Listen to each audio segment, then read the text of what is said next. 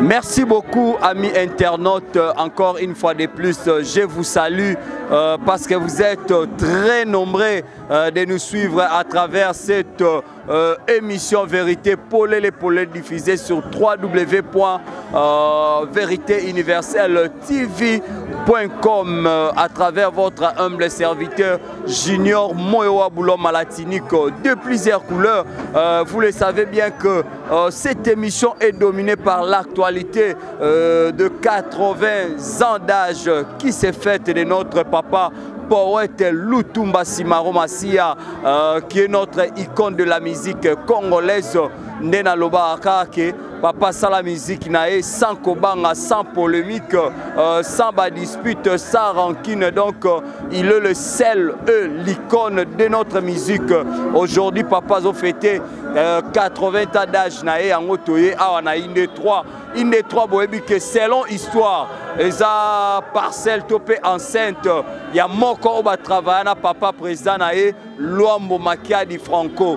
Yango esika papa sala musique nae lorsqu'il était jeune, alobi que na 80 ans d'âge nae, il a commencé ici et après ndakokende na showbiz. Quant à nous Vérité Universelle tozaka wana pona kopesa sabino ba information de na lobaka ya kotata banate kasi ba information eza fiable et net. Restez branchés to koti na kati to panza teke to panza indusa bozwa concert ndenge zobetama et retrouvons-nous juste après. C'est pas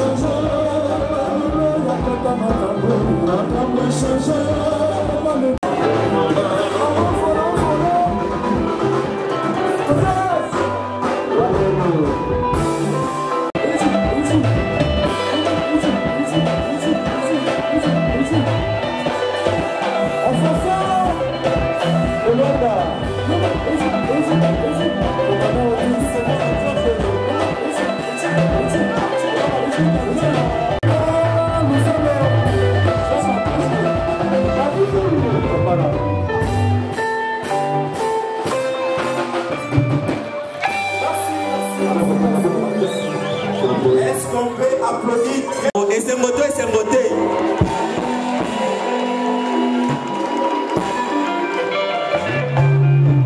Métolobi et coquité. Il faut honorer artiste Nenge Sengeli. Je salue, mesdames, mesdemoiselles et messieurs, distingués invités, en vos titres et qualités respectives. Je vous salue et je vous dis merci d'avoir honoré ces monuments vivants de la musique congolaise moderne, Lutumba Ndomane Nosimaro. Je salue en même temps la présence d'un des baobabs de la musique congolaise moderne, Jano Bombenga Wewando. Est-ce qu'on peut applaudir pour lui aussi? C'est un artiste dont les compositions l'usure du temps. Ça fait plus de 60 ans qu'il écrit, qu'il compose.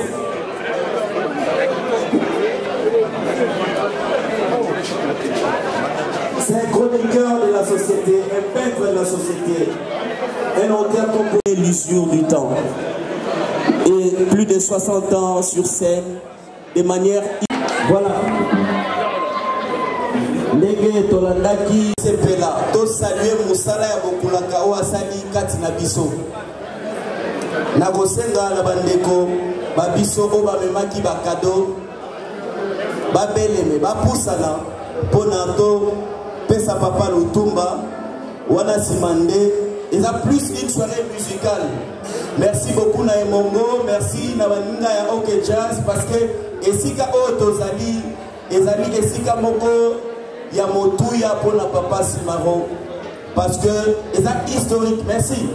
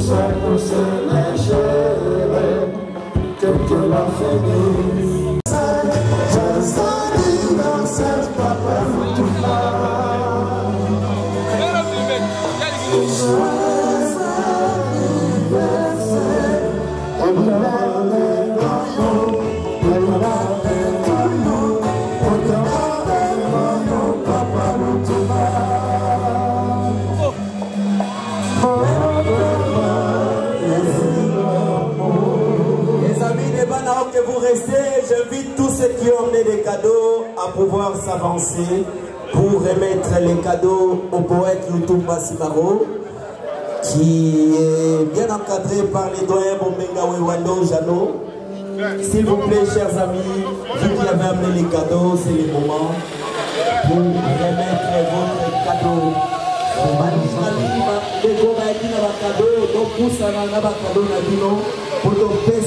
Papa Lutumba, tozali ko célébrer na pokwa la lelo.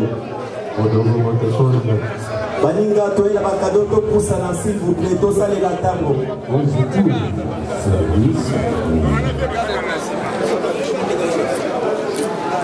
Voilà, baninga toyela bakado to pusana, s'il vous plaît.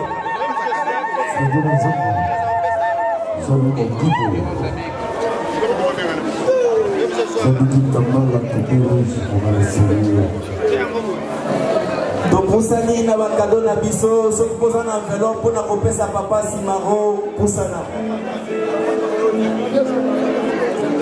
Biso.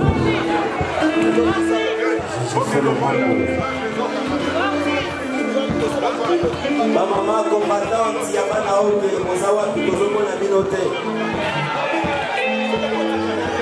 Est-ce que ma maman combattante, Yabana Oke, Mazawana? Merci, la Sepeli.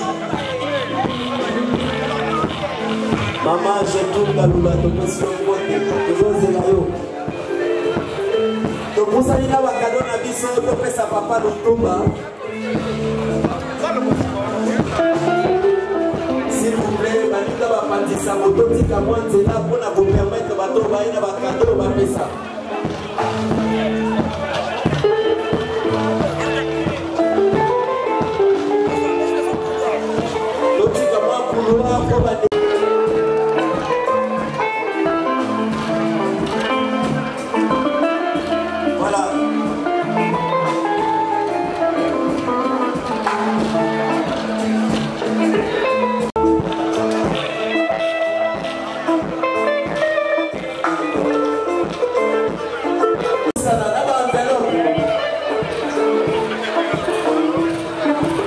Paul Matendo, Dona Madima, merci.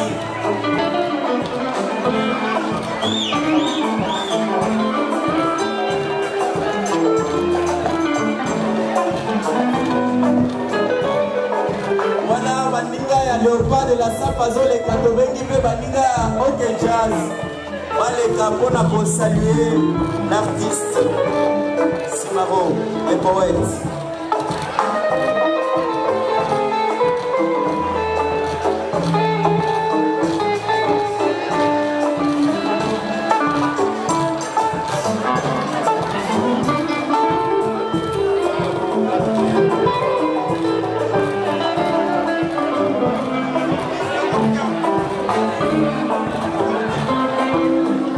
On va éviter Almaz, yango ezali maison oyo guitare à liboso oyo babeta na Congo bamone basalako. Merci Almaz. Bazala na banda, merci. Baninga OK Jazz pour l'équipe et Bopesa Papa Lutumba Mbote.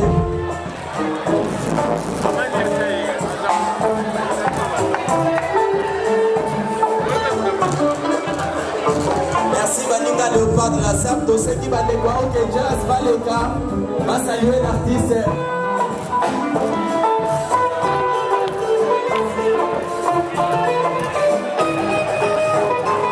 Merci Charlie Koumouiba, nous saluons également les maestros Suzy Kasseya.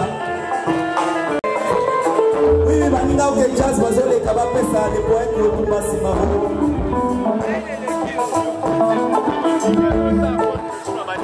Nous saluons également M. Kamokota et la représentation du cabinet du chef de l'État. Merci à tous les officiels qui sont venus pour honorer l'artiste. Nous saluons la délégation des radios Capi, Ben Kamambar, Lentipo.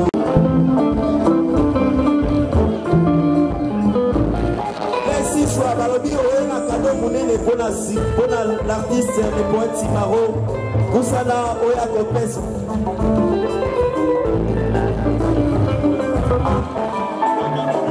Mais si ça m'a belé, pété. Pour vérifier ce qui m'a belé, moi ça vraiment pété.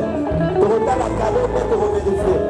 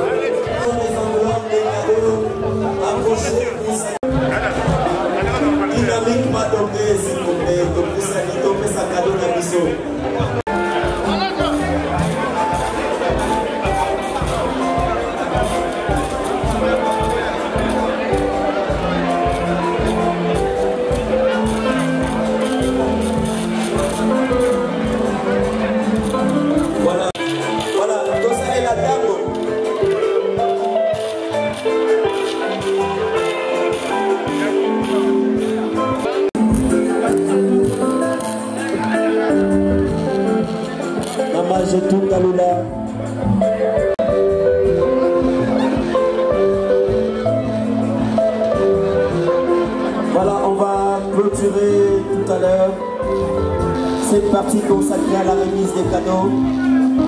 Salut l'artiste.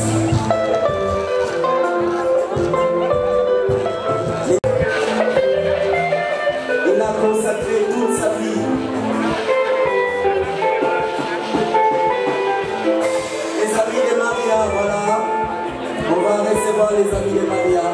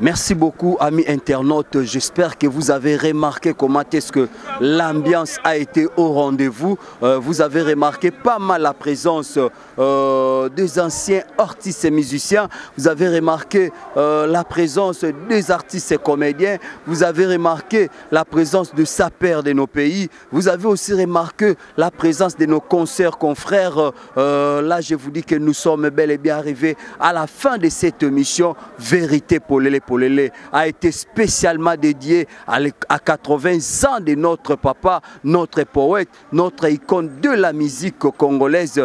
Il s'appelle Papa Lutumba Simaro. Ndeka toloba ki télévision eza radio te bomoni to saela bino na tongo na ndaku na e et to eko zwa lisusu toke na komi deuxième partie et voilà troisième partie eza ngoyo. Là vraiment je suis arrivé à la fin de cette émission. Le temps pour moi de remercier PO Basse Sakate ko soutenir jour et nuit. Là je vois Sylvie Kabé à Maman Sociale, Balobi SPFAC toujours de l'avant et aussi celle que j'appelle, et moi c'est à Pembe. Moi c'est à Pembe, elle s'appelle Eldu Jengombo. Eldu Jengombo, le manager international Nakata Lyon Balobi Lisusu Pembe na etozomo na la grande Z, le général-major Zizingombo. Zizingombo Nakata Lyon, big up à toi. Et aussi je fais un clin d'œil à celui que j'appelle Adrisha Motomètre, Bébazi Bébaya Adrien Balobi, merci beaucoup na ba soutien na yo. Là je vois encore Roger Kosama, big up à toi, et sans oublier encore celui que j'appelle les commandants Bouchiri, commandant Bouchiri Balobi, Motema ya maman Monique Balobi, bango baza résident na kati ya Lausanne, kuna na Suisse, veut dire moi na président Mbaki kwa Balobi binonde makambu. Là je vois encore celui que j'appelle mon ami de tous les temps, de tous les jours, Otis Senzoko, les baobas du charisme. Et big up à toi, à mon petit frère propre, il s'appelle Yansen Temabela Nakatia Turquie. Et là, je vois encore Serge KBG El Campo Nakatia Turquie. Et encore, je vois Bekam Yab Nakatia Turquie, Gaël, le grand baleine de Istanbul. Quant à moi, je vous dis, restez toujours branchés. Merci beaucoup à la bouche autorisée. Vieux Zoro Mabiala, je vois encore les news de stars congolaises. Il s'appelle Zoro Mabiala. Je vois encore Ndombolino leader. Quant à moi, je n'étais pas seul, j'étais avec ma concert Laetitia Meta pendant la journée et les soirs. Bino Boebika Azamwa si faut moi kopema. Yango tolba ki to kiti biso moko to pandi teke. Je la salue aussi et Sika Oazako s'est retrouvé. À tout seigneur, à tout honneur, je tiens à remercier mon boss, c'est celui que j'appelle l'homme à double brassard, les full boss, Maître John de Switzerland, Motema son Altesse royale, Maman Micha Micha, la femme sage qui bâtit sa maison, et aussi notre superviseur Papi Lokongo. Quant à moi, je vous dis restez branchés, abonnez-vous massivement, partagez nos vidéos et retrouvons-nous à la prochaine numéro. Merci beaucoup à la personne qui était derrière la caméra. Il s'appelle Garnet et Mukenga Logi. Bye.